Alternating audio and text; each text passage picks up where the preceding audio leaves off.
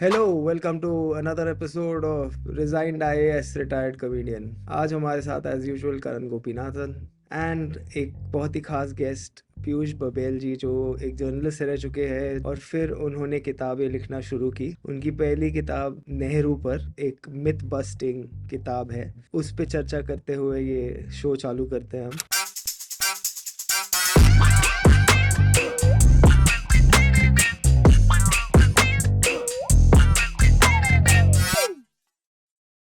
तो सर, आपको क्यों ऐसा लगा कि जर्नलिज्म से थोड़ा साइड हटकर एक हिस्ट्री में जाके नेहरू के ऊपर एक रिसर्च किताब लिखी जाए?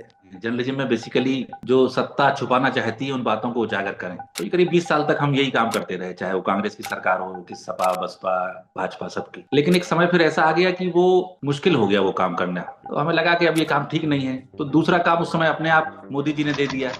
इतने झूठ हिस्ट्री को लेके तो हमने वहां पढ़ना शुरू किया। तो ये एक तरह से एक्सटेंशन हो गया जर्नलिज्म का। तो वो सारे झूठों का खुलासा करने बैठा, करते करते करते वो काफी हो गए। तो फिर मैंने उसे किताब की शक्ल दे दी, ये उसको किताब बना दिया। मैं दिखा दूं नेहरू मिथक और सत्य। फिर बहुत से पत्रकारों को छोड़ना पड़ा, तो हमें भी उससे दूर होना ही था क्योंकि उपाय नहीं था। पर नेहरू के बारे में जो एक बड़ा बड़ा झूठ फैलाया गया, उसमें से एक तो मुझे याद है, जो उस इवेंट की तो फोटो है, तो उस पर इतना बड़ा झूठ बोलना कोई देश के प्रधानमंत्री का कि क्या नेहरू भगत सिंह को मिलने गए थे। प्रधानमंत्री के भाषण में व्हाट्सएप यूनिवर्सिटी में चलने वाली जानकारी आ जाएगी, इसकी कल्पना आराम से की जा सकती है। मैंने तो की थी। देश के लिए मर मिटने वाले वीर शहीद भगत सिंह, क्या कोई कांग्रेसी परिवार का व्यक्ति शहीद वीर भगत सिंह को मिलने गया था? कितना दुखद है कि वोट के लिए प्रधानमंत्री गलत भी बोल रहे हैं और झूठ भी बोल रहे हैं। झूठ बोलो, झूठ बोलो, झूठ बोलो। क्या आपका ये ब्रेकिंग पॉइंट क्या था कि जब आपने डिसाइड किया कि नहीं, ये तो अभी मुझे करना ही है?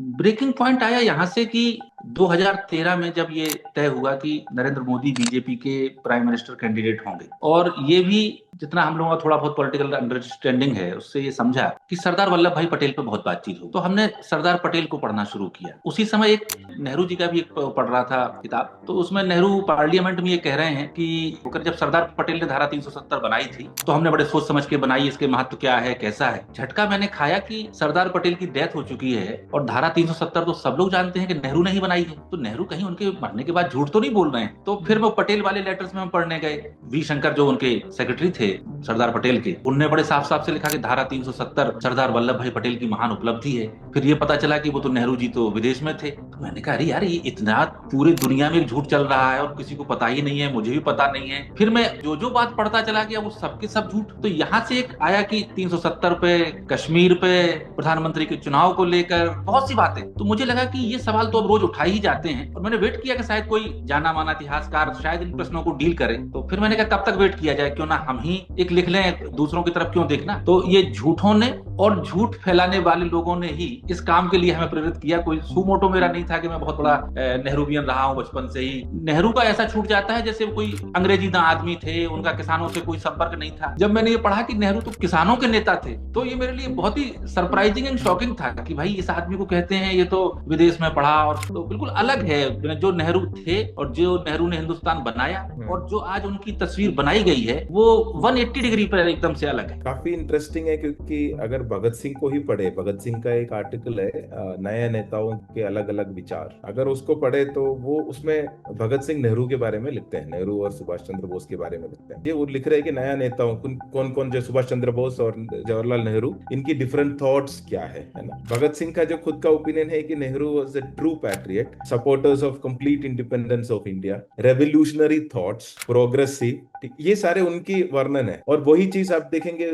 मतलब वो तो जेल गए हैं और नेहरू भी वही फीलिंग जो है रेसिप्रोकेट करते हुए उसमें लिखते हैं कि अगर हमारी थॉट या मीन्स अलग हो, but I admire his courage. Myth उसके साथ आता है कि नेहरू ने लीगल रिप्रेजेंटेशन नहीं दिया। The fact is Bhagat Singh refused any legal representation because he was making a statement. Bhagat Singh जो है कोर्ट में लड़ाई लड़ने के लिए उनका लड़ाई था ही नहीं। He was fighting much larger in terms of a fight. He was giving his full life for that battle. ये जो अभी जो चल रहा है कि उस वक्त की जो भी डिफरेंस ऑफ ओपिनियन है उसको जो है दुश्मनी कन्वर्ट करना, ये आज की पॉलिटिक्स की लेंस से उस वक्त की जो आजादी की लड़ाई को हम समझने की कोशिश जो करते हैं ना, उसकी प्रॉब्लम। हम तो एक दूसरे को कम करने की कोशिश करेंगे, एक को नीचे करना, अच्छा एक दूसरे जेल जाते तो अच्छी बात है, कम से कम वो स्पेस खुल जाएगी, हम वहां पे आगे बढ़ जाएंगे। पर वो जो उस वक्त की जो लड़ाई लड़ रहे थे, आजादी की लड़ाई लड़ रहे थे, वो पॉलिटिक्स उसके बाद आए। ऐसा पॉलिटिक्स नहीं था कि हम वो उन साथ में जो लड़ रहे हैं उनसे मिलेंगे नहीं, या उनको कोऑपरेट नहीं करेंगे, या फिर उनके अगर थोड़ा डिफरेंट व्यू पॉइंट है तो उसकी मायने नहीं रहते। इनफैक्ट इनको ही पढ़ेंगे, सारे लीडर्स को हम पढ़ेंगे उस वक्त जाके, उनकी आर्टिकल्स पढ़ेंगे, देन यू विल रियलाइज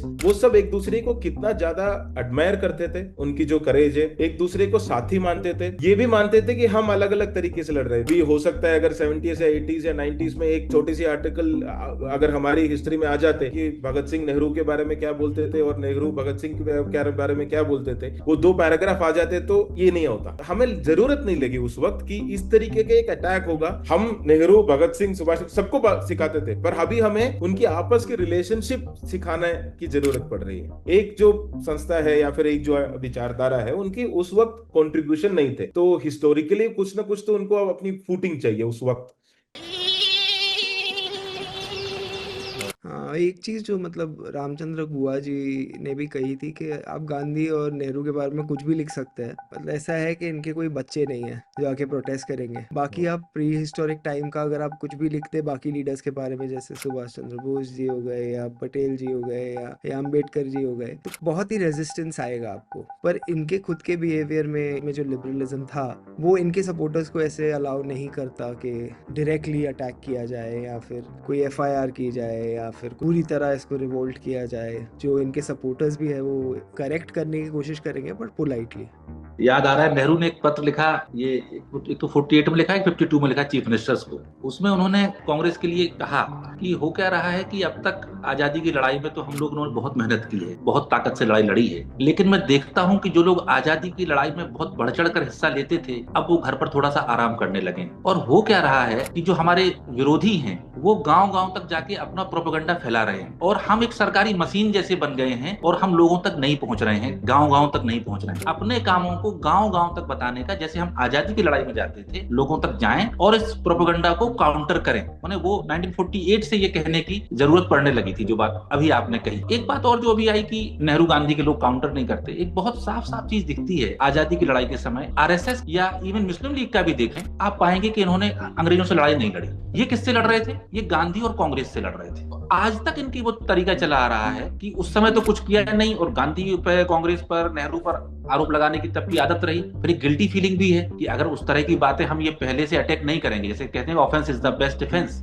तो ये जानते हैं कि वो इतिहास की बातों पे अगर सही चर्चा होने लगी तो दिक्कत हो जाएगी। इस तरह के एलिमेंट्स होते हैं, वो चाहते हैं कि वर्तमान पे चर्चा ना हो, आज की तो कोई बात हो ही नहीं। माने नेहरू अध्यक्ष बने थे, इस पे चर्चा करने में उनकी दिलचस्पी होती है, कैसे बने थे, लेकिन उनका आज का पार्टी का अध्यक्ष बना है, वो कैसे बना है, इस पे चर्चा नहीं होगी। तो वर्तमान से हटाने के लिए भी ये या तो इतिहास का विवाद लाते हैं, या कहीं यहीं का विवाद ले आएंगे, या कोई बयान दे देंगे, तो कैमरे के सामने कुछ ना कुछ फिल्म चलती रहे और मूल प्रश्नों से हमारा दिमाग हट जाए। वो इनकी सोच में रहा, जो कि गांधी या नेहरू के अनुयायियों की सोच में नहीं रहा। वो किसी भी तरफ गए हों, वो सोशलिस्ट फॉर्म में आए हों, वो कांग्रेस के फॉर्म में आए हों, उन्होंने ये कहा कि हमें राष्ट्र निर्माण करना है, राष्ट्रवाद वाला काम हमारा पूरा हो चुका है, जो आजादी की लड़ाई हमने लड़ ली है। ये बहुत बुनियादी फर्क है। माने इनका है डिस्ट्रक्टिव आइडियोलॉजी है ये, और वो एक कंस्ट्रक्टिव बात सोचने वाले लोग हैं, इसलिए भी वो बहुत लड़ने नहीं आते हैं, मुझे कई बार ऐसा लगता है।